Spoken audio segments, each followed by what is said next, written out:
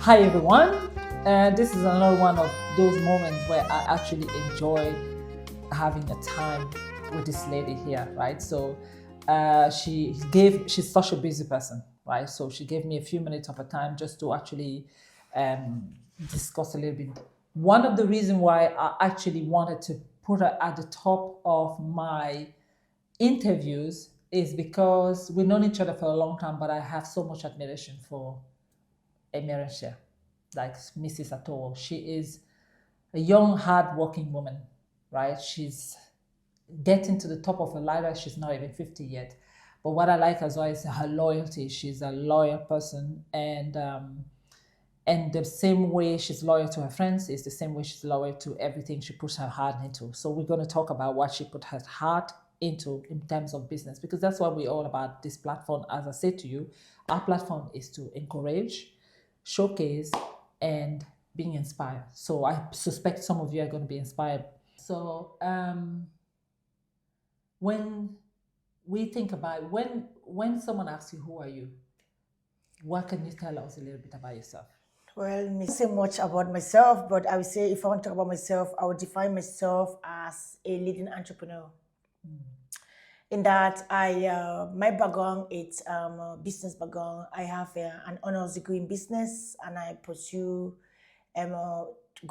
going further. I did a master's in logistics in the DCU, and later on working in the pharmacy industry for the past 23 years. But after 17 years in the pharmacy industry, I decided to pursue my dream again to be where I am today, to go to RCSI, which is the Royal College of Surgeon, to do a master's, to have the second master's in pharmacy, which I did that. But 3 years later on, I had to maybe step behind a bit and focus a bit on my kids. And that from that focusing on my kids, it brought me where I am today.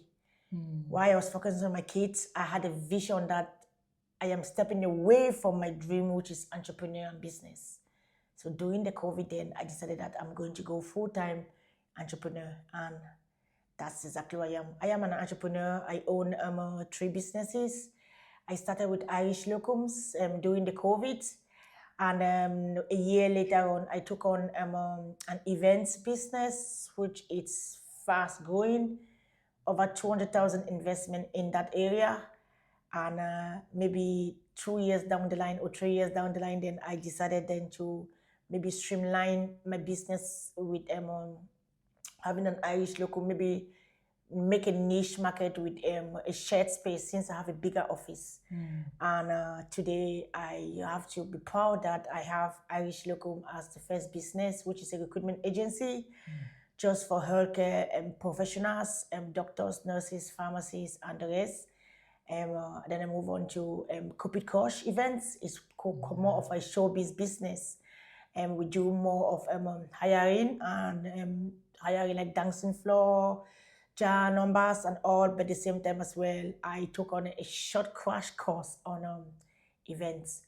And since then, I have no regret. I think I've done so well on the events. And today, I added Synergy WorkSpace, which just opened last month, October.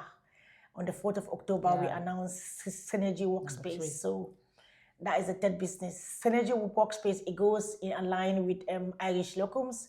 So it's like Synergy is a business under Irish Locum, but I have to say it has been busy, and we recently just got one of our first contract with TUSLA, which is a government agent, and that they will use the boardroom for the training and all of that. So it's a growing business, but the fact that they are meshed together, it's kind of something that it will go together. So that's exactly it. That's where I am at the moment. So you heard that introduction, right? So that introduction brings in less than 5 years, 3 growing businesses. That's amazing, right? So when you hear that, and like we want to inspire people. We want to encourage people to believe in what's right. So we want just tell us the bit that is funny for me is the Cupid Crush. I remember how it started like a joke, and that's the thing with Rose, right? So Rose will just have an epiphany about something, and she won't be afraid. So I just want to bring out that part of you that is something that maybe when people have imposter strength syndrome, and maybe they lost hope, and maybe a lot of issues that we face through our life. Irish Locum was part of your journey. You wanted to have that, but then Cupid Crush. Yeah. Tell me, Cupid Crush, girl. When I want to talk about Cupid Crush, I'm so excited. It's so funny. I feel so excited. I still remember when you tell me about Cupid Crush. Yes. So although I'm more into healthcare, I've worked all my life in healthcare, but during the COVID again, during my birthday, and I remember COVID was in March, and my birthday, COVID was I think it started around the first week in March or second week in March. And it went so serious that there was all lockdown. And I planned my birthday so well to celebrate my birthday. That was going to be my 40th birthday. And I planned it, I was going to celebrate it. And then the next thing was COVID. And I was like, oh my God. So I can't celebrate my birthday, which I've hired people to come and do different things. So it was a shutdown throughout the country. And I was like, you know what? I'm not going to shut down myself. I'm still going to move. Yeah. So I went online then, and then I said, okay, this is what I'd ordered, and I'd hire people to come and do in a hotel and all. I am going to do something niche to mark my day. So I'm going to do something small, call a few friends to mark my day. So I went online then. I was like, okay, what do I need? So I just need to confirm it was after the lockdown, by the way. So, yes. So I went online. I was like, well, what do you have to do then? I need to do something then. So I went online. I ordered few things. I ordered balloon. I didn't know how to do balloon, but I ordered balloon. I went on YouTube. I learned how to do the balloon, how to build the balloon. I bought the machine and all. I took 2 days to actually event my living room, event my personal space, to incorporate about 20 of my friends, which I'd invited to turn up for my birthday the year before, something like that. And that was just it. So when I did the birthday then, everybody came in, they were like, oh my God, who did that? Who did you hire? Yeah. Please for the phone number, please for the contact details. And I'm like, yeah, I'll give it to you after the birthday. I'll give it to you after the birthday. That's what I kept telling people. And I remember that day I was wearing a blue dress all throughout. And then I know that in the hotel, people have to save. But that day then, because I did not think at the back of my head that I need someone to help me save. So my daughter and myself were trying to save people. And I was wearing the blue dress in. And you could see me in the blue dress. I must send you a video, a picture of that blue dress. Long dress, but I was saving all my friends. Yeah. And then after that then, every of my friends, maybe 10 or 15 of those my friends, they came back to me, they were like, oh, you did your birthday so well. Let's get the organizers and all. And I said, I did organize it myself. I did the planning and the preparation myself because of the lockdown. And a few friends was like, do you want to do my own? Do you want to do my own? Do you want to do my own? Do you want to do my own? I was like, yeah, I'll try. So I did a few friends, like 4 or 5 friends. I just asked them to buy the materials.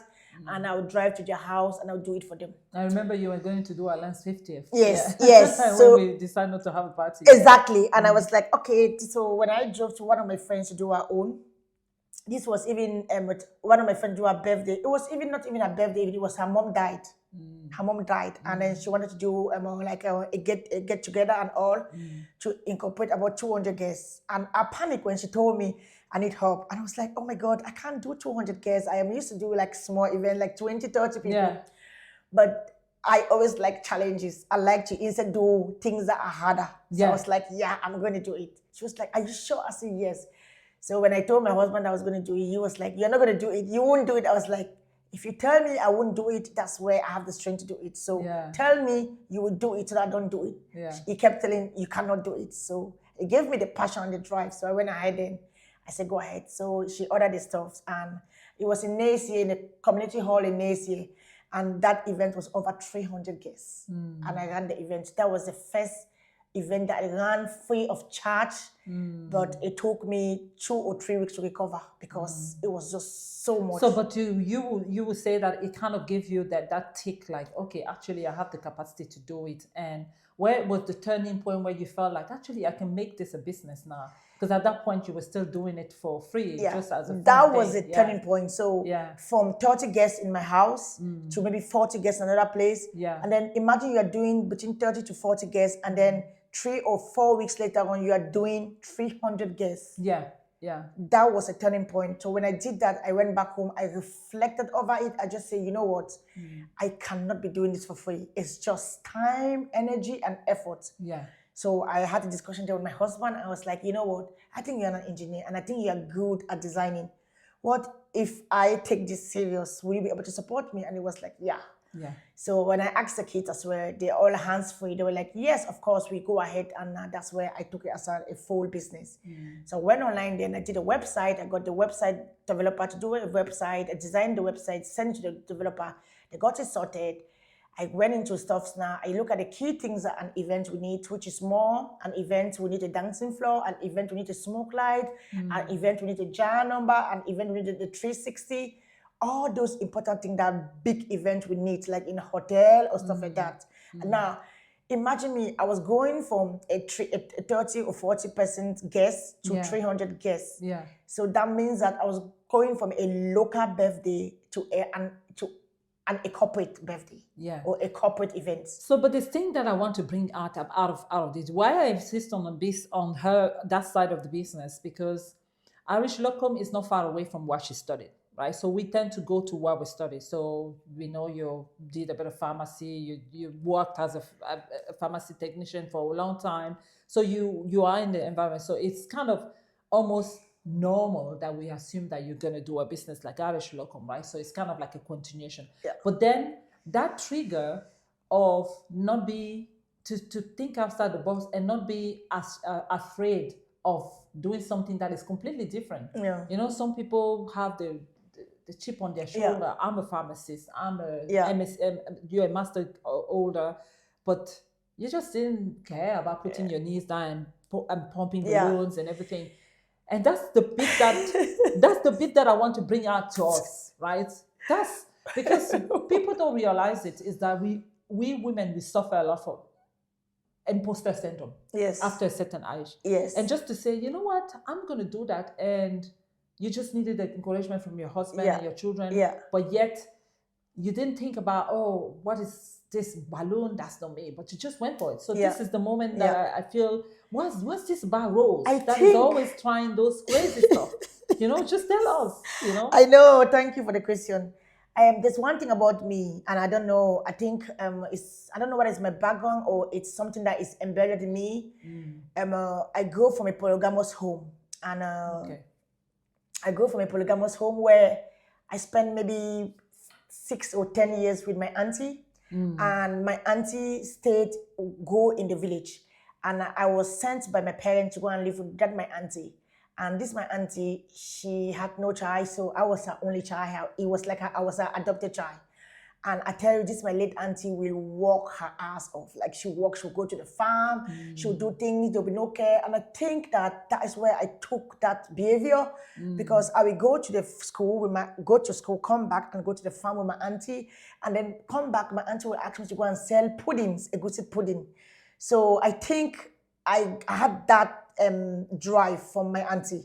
It's kind of a way that the things that you grow up seeing in the child, it stays in you, and you tend to embed that, and you carry on with you, and you that knowing that you carry on with you until it manifests, and then people start to see that it's manifesting.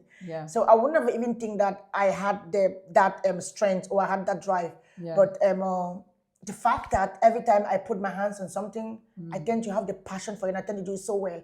And this is that my auntie. My auntie was a farmer, and she'll farm so well. She'll be like, do this and do this. So I have that passion for my auntie. And then the fact that I did, again, a business, an honors degree, a 4 years program in business, that also ties me on to business more as an entrepreneur as well. Yes, I wanted to stay in the health industry, which I did. But at the end, at the back of my head, I was like, when I turn 50, probably I'll do my own business. So when COVID hit then, I said to myself, maybe this is a turning point for me to stay, to mind my kids, to make sure that they focus. It might be a time that maybe I could just start to look at how I'm going to develop myself before even I turn 50. So at that stage when COVID hit, then I was only 40. I was 40, so I just say, you know what? If I started now, it failed. I still have 10 years to start it again back. But when I started, it just carried on. And there's never a day that I will regret on any of the businesses I'm doing. Usually before I start a business, I'll do like a business plan. That's one of the key things that people should realize. You do a business plan to actually realize your goal. Whether this is a niche market, whether this is going to benefit you, or where you are going. Because If you don't have a business plan, you keep doing it. It could take you 10 years, 15 years, and you don't know where you're going. Yeah. So I usually just do a business plan, and then the business plan, then I'll guide myself to the business plan. And every 3 months, I'll review the business plan. So in my office there, I have a tree business. So I review them every 3 months. I'm like, oh, this is not going nowhere here somewhere. Maybe I need to work a bit on this. Yeah. And that's business and story. stuff like that. Yeah. I said, sorry, I need to work on this and all of that. So it's just having the drive and having the passion and executing it. And I'm good at executing. Now, one thing I need to add in this is that you can hear there's always someone who empowered you. There's always a role model somewhere, right? So we aspire to have this person we grow up who, like she talked about her auntie, and also she talked about the support of her husband. But not all women have that, in fairness to them. But it's just beyond that, there's this level of, I'm not afraid. I'm going to try what I can try. I have my mind in it. You don't, the only worried that I suspect you have is this going to work and how do I make it work? You're not worried about what is people going to think.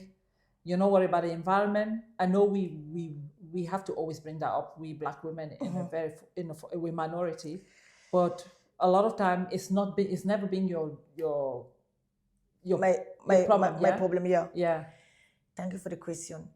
There is reason about that is that, one, I'm a go-giver. I'm a go-getter.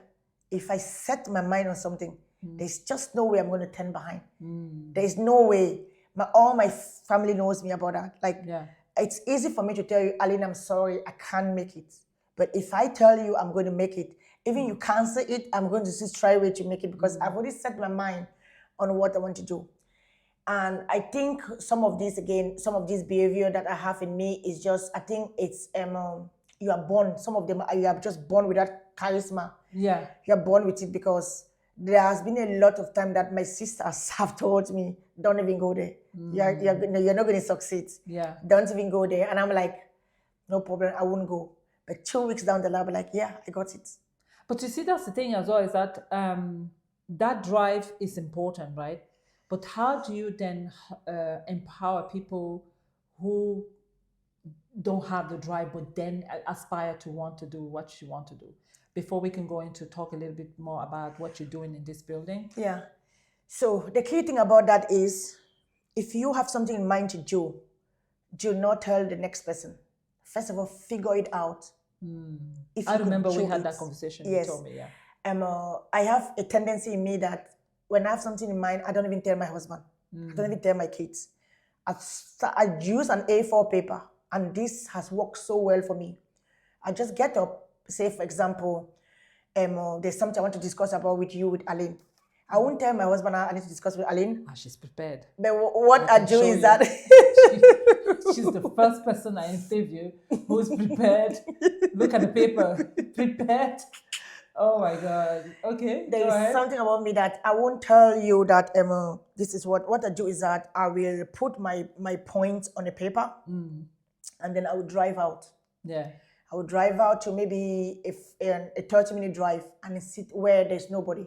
Usually I do that first thing in the morning where there's no distraction with phones and all. Like at 8 o'clock in the morning, I drive out. I can go to the outlets, and then stay somewhere and literally write those points, read those points. I say, okay, I need to meet Aline at this time. Why am I really meeting Aline? Is it really important? There'll be an echo blowing in your head. They'll be like, no, you don't need to meet Aline. What's it for? Is it important? Is it necessary? But there'll be one God that'll be telling you, meet her. I'll be the one that is pushing you to meet her. So you do ask yourself the right questions. You do challenge yourself. I challenge myself. You don't just dream. You challenge yourself. I don't. On your own first. Yes. So that on my when own, there's external voice, you've already had enough challenge about the hard questions and the hard situation. Yes. Okay. And then when I do that, then that is when I might be pumped then to tell my husband or ask my kids, what do they think? Yeah. But before I approach my husband, even if he says no, I'll be like, well, I'm going to do it. Yeah.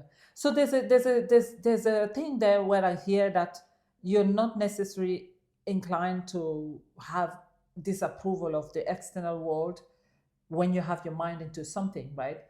You just need to make sure that the people who depend on you, like your husband and your children, are okay, because obviously what you do can affect the family. But you know what we tend to do sometimes? We get disapproval. We have these business ideas. We go to people. We start exposing and everything because we want to get enough to do what we want to do. The thing about it is that if you have a business idea,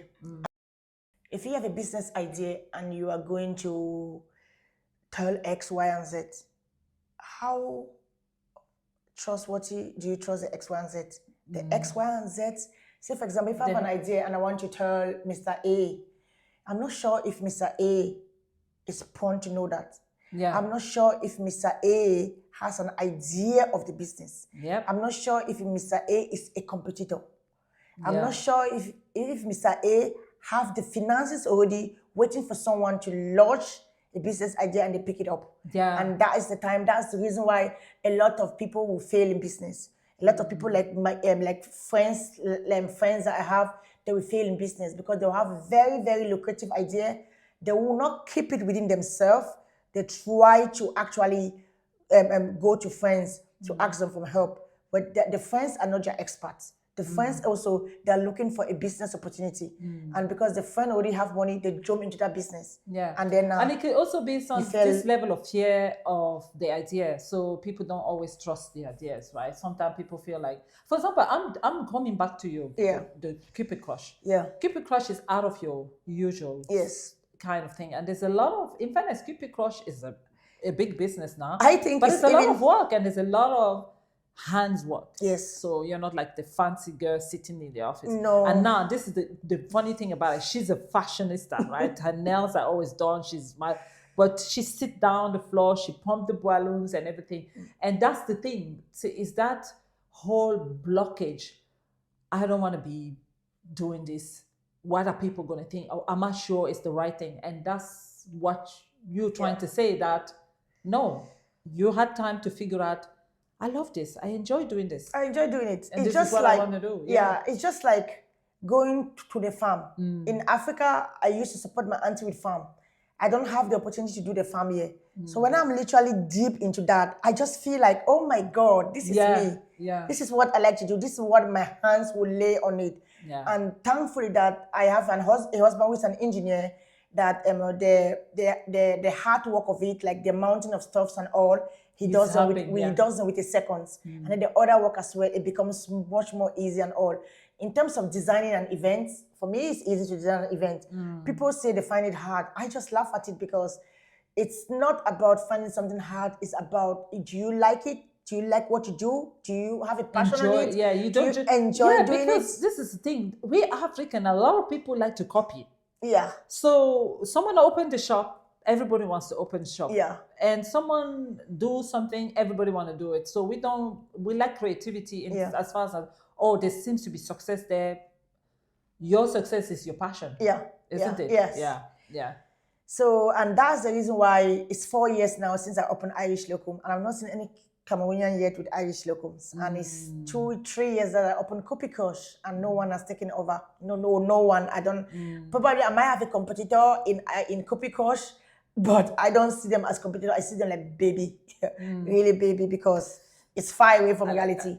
When this happened, some of my friends, they rang me and they said to me, "Oh my God, Rose, you have competitors now and all. They are doing so." I was like, "Gah, I don't have to stress myself. I don't bother. They are baby and they're baby." Because competitors, in fairness, competition is good, right? So competitor in a healthy competition is good because business thrive with competition. The moment you feel like, okay, fine, it brings you back to the drawing board and say, okay, fine, what is the competition doing that I need to improve?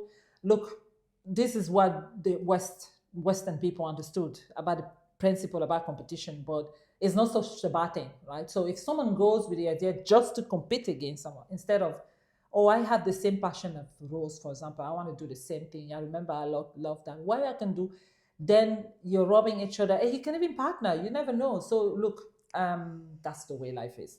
Now, so we're coming back a little bit now. We had a girly chat about what makes Rose drive, and 3 businesses in successful businesses, because people here say, is that not too much? No, they are successful businesses. And I think for me, they are inspiration and they are also encouraging. So we want to talk a little bit more about businesses because that's what we're here for. And so we did talk a little bit about how she started Cupid Crush, and we know it's a decoration business, but I will let her give a little bit of detail about what she's currently doing in this building as well. And then also Irish Locum, apart from how does Irish Locum work in the Irish society and the community? What is the impact of Irish Locum? What's the impact of Cupid Crush? And what's the impact of your current vision, which is Synergy Workspace. Synergy Workspace. That's it. Yeah. So Synergy Workspace. Yeah. Okay. So thank you for the opportunity and thank you for giving me the chance. Yes, Irish Locums. It's a healthcare recruitment agency. It operates mostly for a short term, where it gives staffing, doctors, nurses, healthcare assistants, pharmacists, pharmacy technicians to other healthcare organizations on a short term, typically on a short term. Yeah. Yes, we do long term, but our business is mostly short term, where staffs are on holidays, staffs are bereaved, or they're out sick. We come in then and we cover the business. Yeah. So Irish Locum not only work on its own, Irish Locum decided also that to have a partner, which is a Synergy Workspace. And the reason why those 2 businesses are working hand in hand is because usually Synergy Co-Workspace is where it's a hot desk and share space where people will come in, or people will come from different background or different company and literally book in a seat and sit down and do maybe their work. They might be home with a lot of kids and they want to just have a break. They want to be out. Some of the workers also might want to use an acoustic booth also for a one-to-one, for a team meetings and all of that. Maybe they don't have the facility home because the kids are running all over. There are a lot of different challenges that maybe staff or workers can be facing home when they're working from home, and they decided to use the shared space to do their work, based on the research that we did before we open up the space. The Synergy Workspace also have a boardroom, which is where we are today, where people also use it, the likes of TUSLA, the likes of little organization or little meetings. They will use the boardroom to do their one-to-one talks, or use the boardroom with the TV, also to do their far distance, like Japan, China, meetings and all. Yeah, yeah. So the business work hand in hand together, because I will use Synergy for my training. Excuse me. Irish Locum does training. Irish Locum will do training on the dispensers, which is the computer there, because it's dispensers. They do training also on McLennan's, which is a dispensing computer, and they do training also on TouchStore. So there's a lot of foreign pharmacies and some other non-nationals that are in the country. They find it very hard to integrate in the Irish pharmacy community because, one, they don't know how to use the dispensing system. And it's so, myself working in the industry for the past 20 years and over, it's so challenging or very hard when a staff will come in and they cannot use the computer and all. But you need them because they're being paid knowing that they know how to use the computer. So when I brainstormed this, and with my pharmacy expert for the past 20 years and over, I thought that my community, especially my ethnic group, is suffering a lot, and a lot of them are suffering a lot. They are home and they will ring me, or sometimes they will hear that I've been working in the pharmacy and they will ring me, they're like, how do I know how to use the system? What do I do? And it has been so challenging. So this took me 7 years to literally invest on the 3 softwares, on the 3 dispensing software, which is over 30,000 euros, to make sure that my community, they benefit from that, and they go out there in the pharmacy community and then work as well and pay their tax that they're due to pay. Wow. So that's good. So that's an impact to the community. It's a big impact to the community. I have to say, it's so big to the community. In the Irish so with Irish Locum, you have a website, you have LinkedIn, you have Instagram. Yeah. So for those who are interested, who probably want to be a staff or want to follow up, you know how to.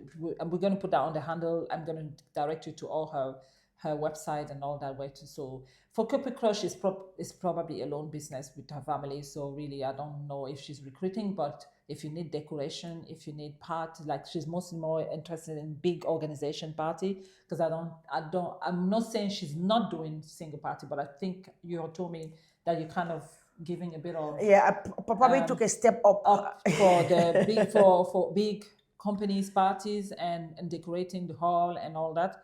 So for the space here, how does it work out? So when people want to get a space, so if someone is interested, there are people coming up from abroad sometimes. The thing is that it's based in Nice. It's one of the second biggest town next to Dublin, but it's still good enough drive, not a long drive from Dublin. So people shouldn't be afraid of the location. Nice is a big town in Ireland. So we are just based, the pharmacy downstairs is called O'Reilly Care Plus Pharmacy, and we are just upstairs on the first floor. So we are adjacent to Lolo Hotel, and it's easy to locate. So we have the website there, which is www.synergyworkspace.ie. When you log in there, or when you search us online, it will come up for you. You could book in a daily rate is 35 euros, and you could book a weekly rate, depending on what you want to book. We have them in bundles. So daily rate, weekly rate, monthly rate, and yearly rates. So it doesn't really matter, but the prices are very, very affordable. Excuse me. So you can really go. You can book the meeting room. You can book the acoustic pan. You can book the hot decks and the shared space. We all have them all. So the prices are good, and I believe it starts from 35 euros for a day to book in there to work. So it's not something crazy in price, but it's something that people do. It's not in Nice, and when I did the feasibility studies, I realized that it was really it was needed in Nice. So that's another impact to her community of Kildare. Now tell me something in terms of internet. If people are worried about internet, do they have to use their hotspot, or do you provide a Wi-Fi service? We have Sky Broadband, which is one of the most leading internet provider in Ireland. It covers the entire place. So once you log in, you book in, there is a little barcode on your decks that you could just take in and put in the PIN number, and then straight away you're logging. The Wi-Fi is operational 24 hours. There's tea and coffee as well, if somebody's looking for tea and coffee. So all those things are all in the building as well. And do you have supervision? Like do people need to have someone on site to supervise them, or there's always someone? I believe there's no one here who is a baby, but there's a camera everywhere that is here. There's camera anywhere for security, for safety, and all of that. So we don't really need someone, because you book online and you just come in, you walk, and then you go. There is a code at the door there. When you book online, the code will automatically sent to you. So you can get in without a code, which is a good thing as well. Especially when you are coming to walk in here. So once your time elapses, if you book for the day, and your time elapses after 5 o'clock, then when you go out, then you cannot be let in, because it automatically stops. And tell you that you cannot come in. So I see key offerings for the Synergy Workspace. Is what we talked about? So the key offerings there, you have like a modern amenity, which is high-speed internet. You have ergonomic furnitures, and you have tech equipment all in the spaces. You have them. So as I said, it's a flexibility of hourly rate, daily rate, monthly rate, or a yearly rate as well. Which is good. Yes, and I said in the community, there's networking opportunities, show event, or shared facility. So one of our unique position is that we could integrate a tech savvy and sustainability driven ethos to differentiate itself into a co-working market. So what it means is that our business is kind of unique. We are kind of a niche market, and we based on a community. So it's a one-to-one, based on the local people around here. Because a lot of the people my patient downstairs, in the pharmacy downstairs, they do come upstairs as well. So it's kind of a local community. So it's good, because it's kind of your business model, that you are not far away from where you work. You're not far away from the community as well, and you guys can share the same values as well. And in most situations. So we are kind of unique in that area, that we tend to look after our customers, we tend to look after our patient, and that is what brings us together, and that's what make us branding our own way, and then diverting to our own area where we think that we are comfortable in that area as well. Yeah. For those who sit down here, look at Rose. We call her Rosie as a pet name. Sorry. For those who look at Mrs. Atowo as a superwoman. So, and you feel like, oh, I give up. Like I can't do all this, right? So, what encouraging word would you say to people who don't have the drive you have and the courage that you have, and that will make them feel, empower them to say, you know what, I can try something. Yeah. You know, I should maybe if no matter how minimal what they're doing, it is. What would you say? Well, I would say myself, even sometimes I'm down. I get like, is it really worth doing this and stuff like that? But the thing that keeps me going is that I don't pick up a phone to call my friend. The reason is that my friend might not be in that business. So calling my friend is worthless. I'll call my friend for our social life. We talk about our social life, which is I know that that's what our common goals. But usually when I'm down or I want to get aspiration, one of the places I go for is TED Talk. Oh, wow. Yes. So there's no day that I won't do one TED Talk video. That's that I won't listen to one TED Talk video. Okay. And it's so inspirational. There's thousands of videos out there. It's so inspirational. Okay. So I do one TED Talk video a day. And even if I don't do it, maybe when I'm sleeping in my bedtime, when I'm in my room, I glance through my phone and I just go through something really quick. Yeah. And then it just lifts me up and it just tells me whatever. So I do TED Talk and I listen so much on Oprah Winfrey. Oh, wow. Yeah. Okay. Oprah, so, she still has it. Yes, yeah. I haven't listened so to her much in a while, on her Instagram. I have her on my Instagram and I listen to her so much. And it's just, you could see her. You could see the honesty in her. You could see what she says. You could see it. And if you translate it into you, it makes so much of a difference. And those are the type of things that makes me go in and I don't break. The last one I watched was when Oprah was talking about don't let your emotions take you. Don't let people tell you what to do. You need to be able to get up in the morning and tell yourself, wait a moment, I can do it. Why is Aline doing it? Why can I not do it? Those are inspiration. Those are inspiration because maybe your husband must have said, or your neighbor must have said, don't even try. Don't even bother, you won't succeed. Yeah. A good example was my husband's 50th birthday when I did it. When I said it last year in America in May. Guys, I'm going to do my husband's 50th birthday. And all the brothers was like, it's not going to happen. It's too much. It's too heavy. And I said, oh, really? She's driven by, you can't do it. I'm driven by, you can't do it. If you just tell me you can't do it, I am going to do it. I'm going to make sure I do it so well. Do you have fun? I know the answer, but people want to know, does she have time to have fun? Yes, I have full time. There's something about me. When I want to have fun, right? Yes. I have full fun. And I make sure that I spend most of my fun time with my husband. Yeah. It'll be very rare to see me in any occasion without him. It'll be very rare to see me on a holidays without him. I could go, I can't tell you when I went for a girl holidays, girlish holidays, because... Yeah, that's true. It's so... We've never done a holiday together, no. Yeah. Because one, I'm so passionate that we have a lot to talk. I'm like, I want to go to so I'm sorry. That's the husband. Yeah.